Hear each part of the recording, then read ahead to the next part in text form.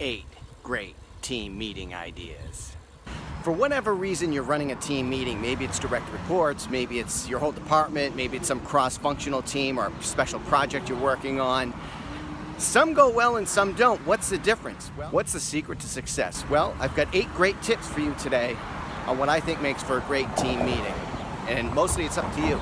It's basically a balancing act at the end of the day. So I'm going to talk about 8 ideas about how things you can pay attention to as a team leader, ways that you can keep an eye on that balance and bring some dynamics to the situation so that you can get your team to gel, right? Some teams gel, some teams don't. What's the difference? I think a lot of the things are up to the team leader and how they manage some of these challenges. So we'll just walk through them. I've got some slides. And at the end of this, I'm going to give you a link to a full write-up that comes along with this, so don't worry about taking notes during the video. We'll do a quick run-through, handy slides for reference.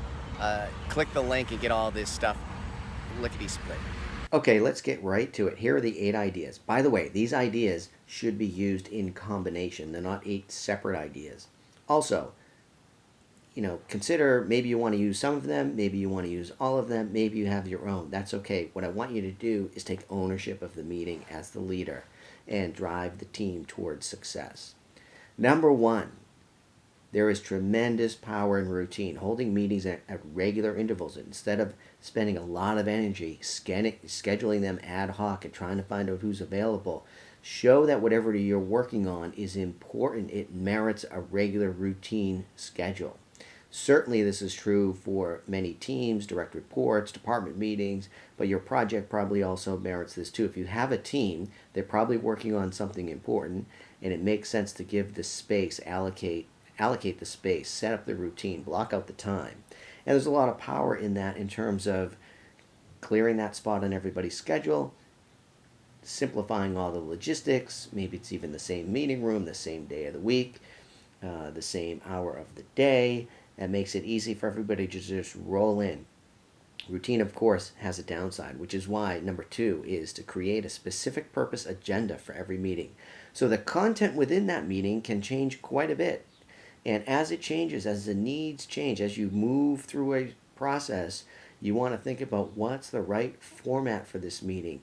What do you need to get out of the meeting? When it's time to collaborate, when it's time to make decisions, when it's time to evaluate a certain scenario, you need to reshape the format and process for running the meeting that's going to work best for whatever the specific objective is.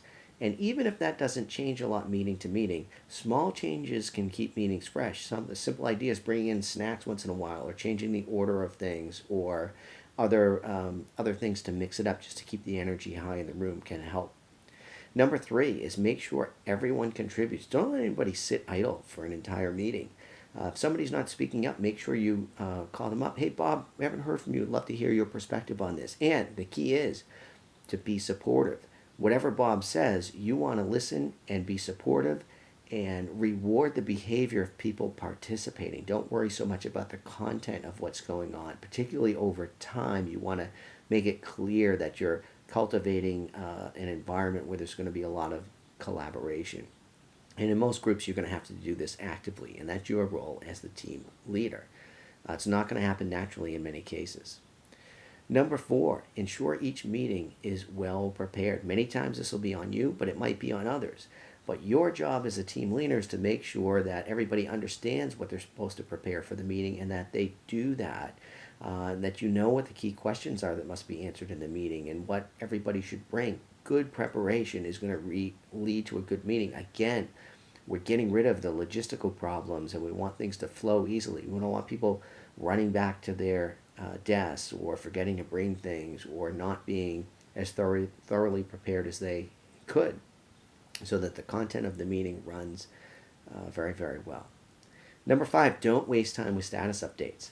So people need to be informed, but often these are best handled over email or some other format. Live meeting time is very valuable. So it's an inefficient use of time when people can absorb that information when they have at their leisure or at a time that's convenient for them. And it also kind of brings the energy out of the meeting. So status updates should be kept to a minimum. Live meeting time is best for analysis, debate, discussion, decision making.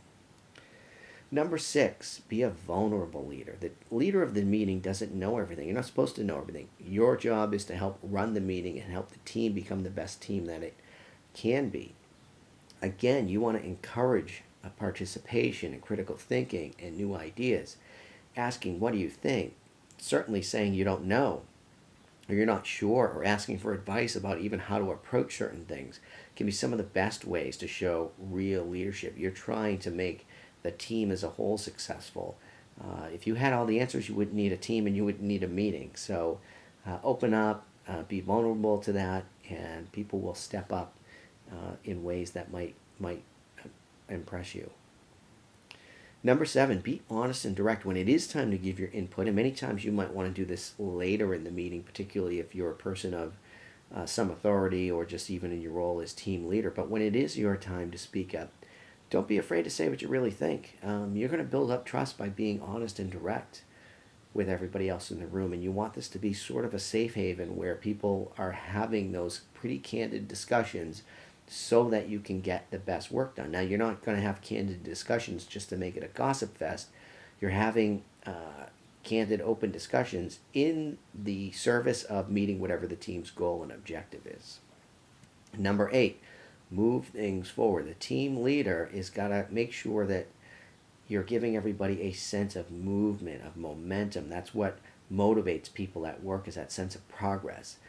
You need continually to find ways to demonstrate that to the team. Could be small things, could be big things, but continually give a sense and encouragement that there's some energy and it's all going in a direction that's contributing to forward movement. So those are the 8 things. Those are the 8 ideas. Again, they're integrated with each other. They could be used as a complete set. Again, change them up as you see fit. You might have other ideas that you'd like to include here. You might want some subset of these. To get more of my thinking on these ideas, go to teammeetingideas.com and download this free PDF. It's a full article that lays out everything I just ran through very, very quickly in more detail. And it also includes a PDF checklist, a 1-page full color, just simple, top of mind, how to keep these 8 ideas, pin it up on your desk or put it in your briefcase, whatever you want to do. Keep it handy as a reminder of these 8 ideas. I'd love to have you come and download that for free at teammeetingideas.com. I'll also put the link down below. So thanks a lot for listening to this, and have some great meetings.